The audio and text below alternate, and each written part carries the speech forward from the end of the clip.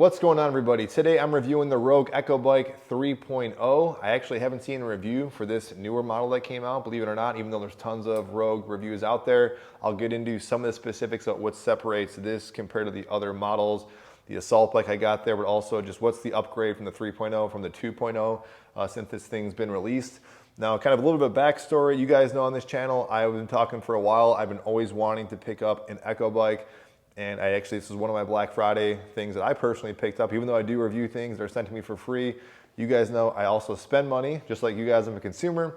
And even with stuff I get for free, if there's anything I'm picking up or reviewing, it's because I really want it. And this was something that really caught my eye. So there's a few purchases on Black Friday. You guys will probably see in the future for a review. But this was one of them. It went on sale. I believe it's still on sale now on their website. I will link it down below if you guys do want to help support me in the channel. That does help support me and fund the operation here. But with that being said, this is always something whenever I tried a Rouge, specifically an Echo bike, compared to my old classic Schwinn bike, upgraded to a Airdyne Classic. I bought it used, pretty low price. I was still kind of regretting that because like, you know what, I should have just dropped the full price or at least picked up one of these somewhere, because every time I get in one of these things, I always wish I had it because it is built like a tank. It's gonna pretty much last for a very, very long time. Extremely low maintenance compared to the other chain-driven bikes. And when you just sit on it, you know, it's just kind of buttery smooth type of feeling. And if you like fan bikes already, like I do, it's one of the few forms of cardio action I can stick to. I knew this was a purchase I had to pick up. So jumping into it, what separates the version 3 to the version 2 is not really that obvious, I think, on their website. I had to do kind of some little digging, and I actually did reach out to Rouge. This was back in July when I was almost pulled the trigger back then. I did ask him because I said this was kind of a concern of mine. Do you have any new Echo bike in the works? So like, I don't want to buy this and all of a sudden next year there's a version 4.0. And according to them, this was in July. There are no talks about a new Echo bike coming anytime soon. So I don't know if that's probably maybe a change or not, but that gave me some assurance that I heard of people that picked up the version 2.0 and then they released the version 3.0. But with that being said, what are some of the differences in this newer model? The big overall difference from what I heard is that this thing is 4 pounds lighter than the version 2. So this thing is sitting at 123 pounds. It's still definitely a hefty beast, but is a tad smaller. Like, I don't know if it's probably not even noticeable to the eye, but a little bit shorter, I think a little bit narrower possibly. Still definitely a beast, but I think it might accommodate some people where the initial version 2 might have been maybe a little bit, maybe a tad bit bigger for the general person to hit fit, say, on people that are paid below, like, you know, 5'5" and less than that. I know some people that were kind of on the shorter side or smaller side just had an issue kind of fine-tuning the machine to make it fit them. Even people that are kind of taller, maybe average height, these things do not adjust. So you're kind of locked in with what you got here. Other than that, the really big thing is the console upgrade. So the version 3.0 console, and even the console buttons and the basic functions I think are still there. It's kind of streamlined. It's a little bit longer.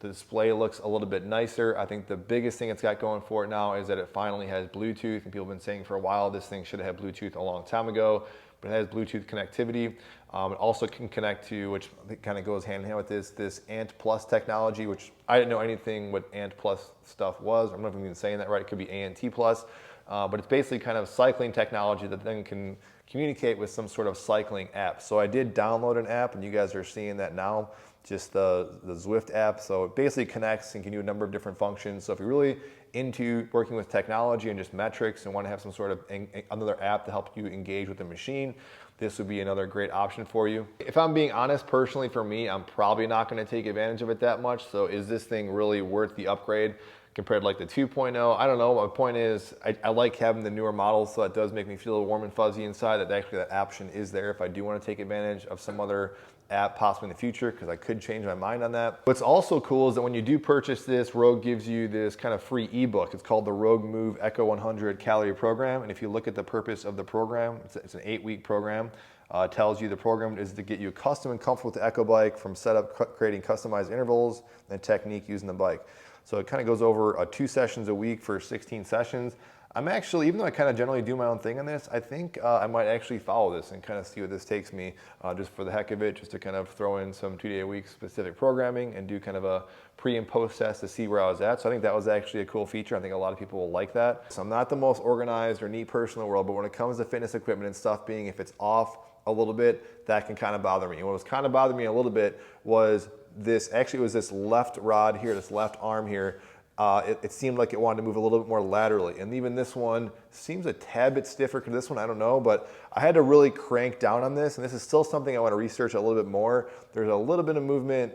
Honestly, now I don't really see it, so maybe I'll take that back. But I was just being super anal about these things having any kind of give. The other day I was kind of cranking, doing a workout, and I could feel a little bit of like an inch kind of push or give, a little bit of a tiny wobble, and I did hear this was a concern for some people. It might just be a matter of kind of tightening this up, but I did hear there were some stories about this being an issue for people. So other than that, I mean, that it's built rock solid, and I think that's something that's going to concern most people. If you're dropping this much money on something like this, especially a one-dimensional functional cardio equipment, you want to make sure it's working properly. So that should go without saying. Now, I do want to show you guys somewhat of a direct comparison to the Rogue Echo Bike to the Assault Bike Classic, which is somewhat in the competing category. This thing is about $100, $150, maybe $200 cheaper than the Rogue Echo Bike. When you consider that, you're paying just not too much more, honestly, to get a much better built, I'd say much lower maintenance machine.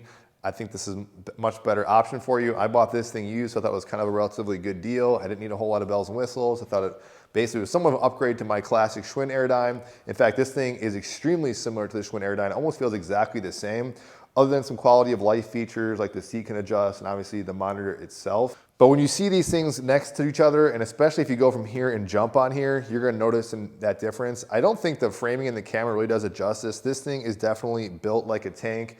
Compared to this thing, it's definitely kind of rugged, but I would say it's a little fragile because if you actually look at the maintenance scheduling it kind of talks about, there's actually some YouTube videos from their website that it recommends doing these kind of monthly maintenance, tightening these bolts, and I would say definitely to do that because things will kind of loosen up a little bit. Conversely to this, there's no chain, it's a belt drive, like I said at the start. That's one of the big selling points of these. Of course, there's other belt drive systems that are out there like bells of steel, but just the overall quality, when you sit on this thing, it's just so rock solid and you feel so connected to the machine versus this is just a little bit more smaller, a little more kind of a, I don't know, I don't want to say flimsy because it's not really necessarily flimsy, but maybe it kind of is. One thing I did notice that was a big deal for me, and I was kind of concerned when I picked the Echo Bike, and many people said the same thing, is when I was using my fan bike, my Schwinn, and even this one, I started to notice that if I did it consistently, which I tend to do these things a lot, my elbow started getting some weird kind of pain right here. Just kind of a little minor pain, just kind of overuse injury type pain. Wasn't a big deal. If I took a couple days off, it would go away. Just kind of told my body to kind of like, you know, lighten up a bit. But since going in here, I don't have this at all whatsoever. And I thought this would be a bigger deal. So I don't know if it's just the wider base. Someone actually mentioned if you actually just do a closed grip, it helps alleviate that. It do to a certain extent, but the point is, I was actually surprised how this fit me. But with that being said, if you are a smaller person, want kind of a smaller frame, this might be a reason you might go for something like this. But I think with the version 3.0, again, they tried to lower it a little bit. When you compare these things back to each other, it's a night and day difference just how rock solid this thing feels. So when it comes down to, is this thing gonna be worth it? I think for me personally, I bought a lot of equipment, some things I've regretted. The ultimate decision, knowing if it's a good purchase, is it something that I'm gonna be using consistently? And I can tell you when I had my old fan bike, my Airdyne, or my Schwinn, this was the one mode of exercise that I consistently kept doing at the end. And I've been honestly kind of slacking on cardio. And I think mentally it's because I picked up the Assault Bike Classic and I was already kind of on the fence, like I really just want this. And it's kind of sounds stupid, but I was almost kind of holding out to do some new cardio until I got this thing. So honestly, this thing is gonna get me back into doing cardio again. It was a huge hiatus these last, I'd say 6 months. And so I can tell you ever since I got this thing, because I love the way it physically looks, people might not like that justification of a purchase, but I do think aesthetics does play a role in this. Of course, the functionality is great. The point is, this is something that I just want to jump on after a workout. It's not a chore. It's something I generally enjoy. Now, personally, that might sound weird because some people, when they get an air bike, they always are like, well, it's brutal. No one wants to really stand this thing for that long because the intervals are just so hard. I really don't use it that way. I jump on the air bike and the fan bike and just kind of take it as is. Sometimes I'm on here for 15 minutes. That'd be the longest I'm kind of on here, possibly 20 minutes in kind of a steady state, and do mini intervals in between. I kind of zone out, listen to music or whatever. Certainly, I will hit the interval button if I'm low on time. Like actually today, I might actually jump on this and do an interval or start that program here in a second.